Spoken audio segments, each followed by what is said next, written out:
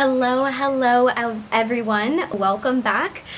Today I am going to be sharing my journey of becoming a mental health therapist. How do you do it? What is my story? How you can become one too if you're interested. And if you've ever thought about going into this field, whether you're in school, whether you're making a career shift or you're thinking about it, or if you're just curious, this episode is for you. So I'm going to be breaking all of this down, how to become one, how I became one, and the pros and cons and the reality of being a therapist. So let's get into it. All right, so why did I choose this path? Why did I decide to become a therapist? So honestly, I never really knew what I wanted to do. I remember being a teenager and I was super drawn to like Gabby Bernstein and like spirituality, personal growth, things like that. But honestly, like well into my later teens, even after high school, I had no idea what I wanted to do. So I was always drawn to understanding humans and personality, behaviors, trauma, personal growth, things like that, psychology. I remember taking my first psychology class at a community college, Santa Monica College, and I was like, oh wow, this is amazing. Like, I love this. I want to take more psychology classes. Still didn't quite know what I wanted to do, but I was like, I could see myself being a therapist one day. But it wasn't like set in stone. I continued to take classes at community college, and I transferred into university, Arizona State University, go Forks. I took a class on mental health disorders, and taking this class, so my major was I was getting a Bachelor of Science in Psychology because I knew I loved psychology. I just didn't know really what route I wanted to go. But I took a class on disorders and I was so fascinated. I was like, oh my God, I am so fascinated with these disorders, how this affects people's brains, how people can have these disorders, how they manifest into their behaviors, their emotions. Like, I was mind blown, and I was like, this is what I want to do. It was literally like something clicked when I took that class, and I knew I wanted to become a therapist. And besides just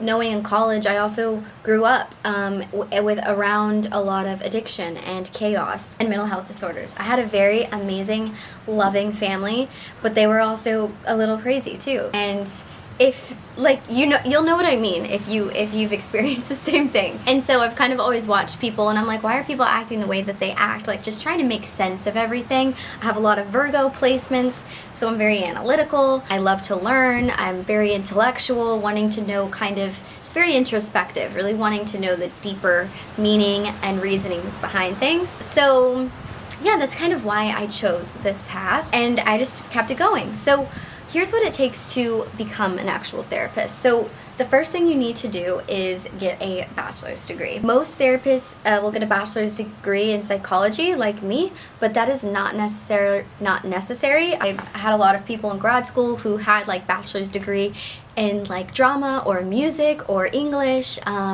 or science. There's so many. You don't have to do it in psychology. I will say it helps, maybe a little bit, but it's definitely not necessary. But you're going to need a bachelor's degree first and foremost. And really getting a bachelor's degree in like psychology, social work, counseling, or something related is just going to help you have that base knowledge before going into grad school. So it definitely will help you a little bit, but from my experience, I have seen that it's not actually necessary, but it definitely will help you. So you're past this, you get the bachelor's degree, or maybe you've already gotten your bachelor's degree, so what's next is the master's degree. So you need to find a master's degree program that you like. I applied to 3 different master's degree programs. I knew that I wanted to be online, and I knew that I wanted the master's degree programs to be K-CREP accredited. So whenever you're finding schools, the K-CREP accredited ones, it's not necessary, but they have a lot more requirements. That's going to make it easier for licensure later on down the road for like your state, different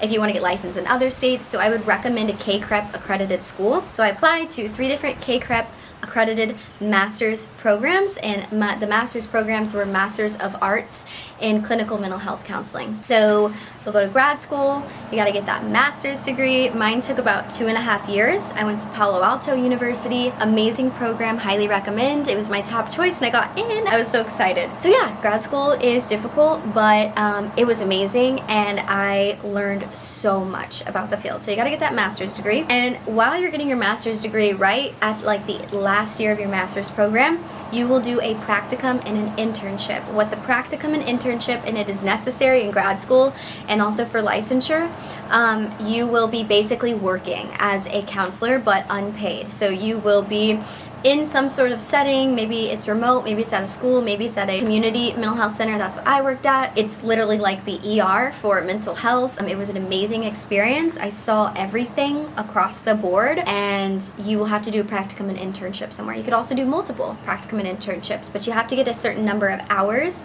and it will depend based on your program. I believe I had to do 900 hours with practicum and internship. It was like 200 or 100 in practicum and like 700 in internship or something like that. But yeah, you're basically working like nearly full time as a practicum and internship student. So at that point in my master's degree, I actually had to quit my full-time job and just do school and then practicum and internship. But I did keep a full-time job until the last year of grad school. So after you graduate with your master's, you will start the licensure process. So this is where the real grind begins, or this is where it really starts. And so after graduation, whatever state you were in, you will start to apply for your associate license. So being a therapist, before you become, there's fully licensed and then like associate licensed, a licensure. So basically for like the first 2 years, it varies per state, but on average it's about 2 years. So the first 2 years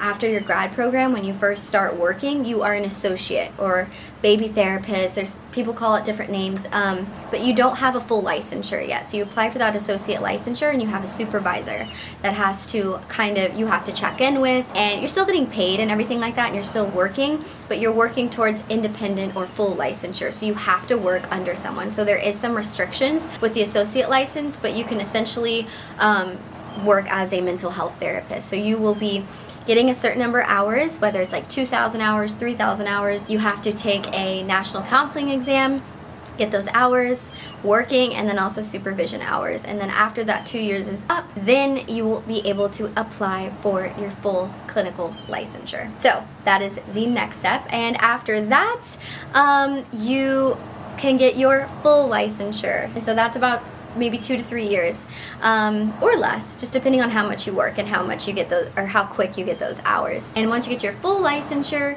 you are a full independent therapist. You don't need a supervisor. You could start your own practice if you want. You can start your own business, and you can work unrestricted. So a lot more job opportunities open up when you have that full licensure, because you don't need anybody watching over you anymore. You don't need a supervisor anymore. And a lot of times the pay goes up as well. Yeah, the field is super diverse. You can go in so many different paths. That's what I was so drawn to with therapy, or being a therapist, I really didn't know who I wanted to work with or what path I wanted to work in. But the great thing is, it's kind of similar to maybe like nursing. Nurses can work in a lot of different, they could work in a hospital, or they could work maybe like going to someone's home and helping them there, or they could work as delivering babies, or maybe they work in the NICU, or maybe they work in surgery. Nurses can take different paths, and so can therapists. So therapists, you can work in schools, you can work in hospitals, you can work in private practice setting, you can work in community mental health, you can work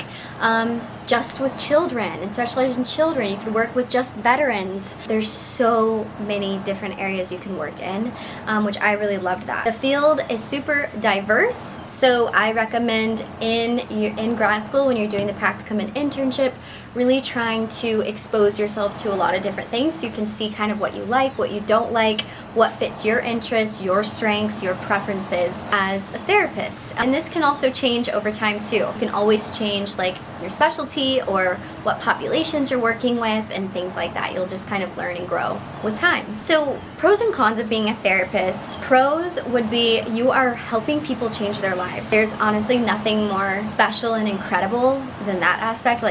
Every time I sit with someone, I am truly trying to help them change their life, and it feels amazing. You have the flexible career paths, like I mentioned before. You go in private practice. You could be a content creator, or coach, or work at a school. There's so many different things that you could do as a therapist. There's also a lot of deep personal growth. Through grad school, I had a lot of deep personal growth. At my school, they really challenged you a lot with your own personal growth. And as a therapist, you will have to grow in yourself as well. You can't help your clients unless you're really trying to help and use these techniques yourself, I think. And you're constantly learning. So therapists, to keep licensure, have to get CEUs, so continued education, so you have to learn every single year. You have to get a certain amount of continued education credits, but also you're always learning because you're always being stimulated by clients, new cases, new situations where you kind of have to do your own research and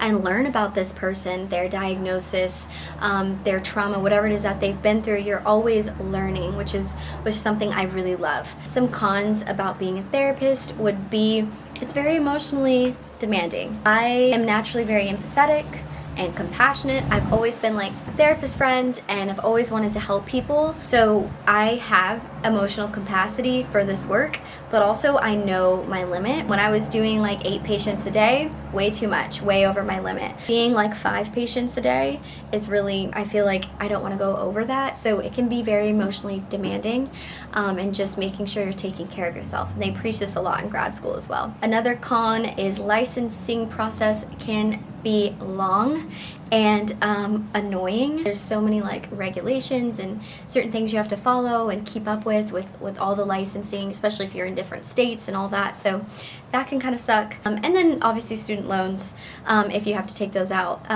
can obviously be another con of being a therapist, since it is grad school, a little bit more expensive, things like that. My advice if you want to become a therapist is just start exploring this path now. If you are interested in becoming a therapist, read books, watch videos, take psychology classes, maybe even shadow a therapist, or even start going to therapy yourself if you've never been. The more you understand yourself, the better therapist you're going to be for other people. If you do have this desire and calling to be a therapist, I think do it. I think being a therapist is so rewarding, and there's so many different career paths. You don't just have to work in one thing the rest of your life. You can switch it up, do different things. There's so many books out there about being a therapist and therapy and like what it's like. The Gift of Therapy is a really good book. Letters to a Young Therapist, The Body Keeps the Score, a very common one. But also don't feel like you have to have it all figured out. Your path will unfold as you go. But that is the steps for becoming a therapist, my story about how I became a therapist,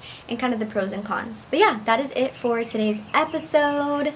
If this helped you in any way, or maybe someone else in your life wants to be a therapist, share it with someone. And as always, it was wonderful being with you all today, and I hope you have a great rest of your day.